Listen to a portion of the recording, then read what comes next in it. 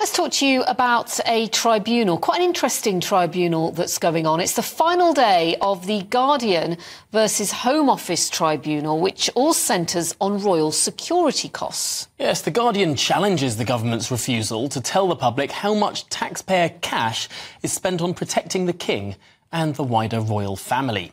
Well, here to tell us more about it is GB News royal correspondent Cameron Walker. And Cameron, it's an interesting tack that the Guardian are going down here. The final day of this court battle today. Why are they so intent in finding something that has always been private? It has always been secret. The Metropolitan Police are responsible for providing security for members of the royal family. And the Guardian is challenging the Home Office over its decision not to release the information because they put in a Freedom of Information request wanting to have a figure for how much money was spent, of our money, taxpayers' money, on the royal family's protection between the years 2017 and 2020. The kind of security we're talking about here is the armed bodyguards, which are in close proximity to the royal family, and the 24/7 protection of the royal palaces and homes as well. And the Guardian estimates this could potentially cost millions of pounds of our money each year, and argues that by preventing the public knowing the costs,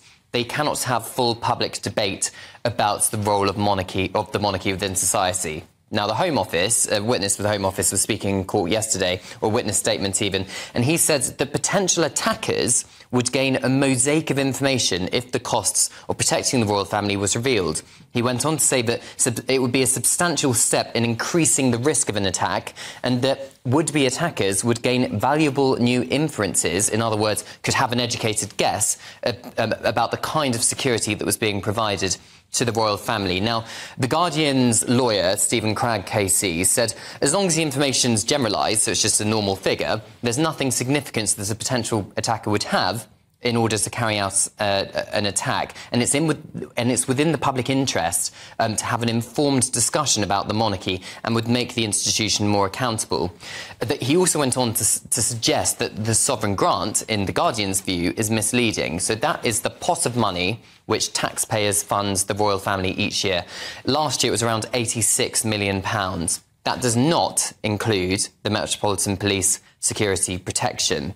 And they said that, but another argument that they said was that the public are aware, or journalists are aware, about royal families' engagements in advance, which is perhaps far more of a security risk than just having a figure in terms of money. This secrecy, it's always been in place then, down the years. Yeah. There's never been any transparency, ever. It always has been, and let's put it into context. The security surrounding the Prime Minister and government ministers, that has never been made public. The money spent on even former Prime Ministers has never been made public. Bearing in mind we've got 7 former Prime Ministers at the moment, so that is a lot of money, of taxpayers' money, going into protecting public figures. In contrast that to the United States, the money spent protecting the President of the United States is made public every year. So if the judges decide that the Home Office needs to release this information, this could potentially create a whole can of worms, and particularly for the royal family, because it's a bigger challenge to justify the whole true cost of the institution. I'm willing to bet that whatever we spend on the royal family and the protection of the palaces, it's a hell of a lot less than the Americans would spend on the President of the United States, his multiple planes, 6 helicopters and all of his various residences and retreats. Huge difference there. Yeah, just a bit. I mean, the King doesn't exactly have 2 massive Boeing aircraft that he can fly the world in. Perhaps he should. I don't know. That's one for GB Views at gbnews.com, I think. But Cameron Walker, thank you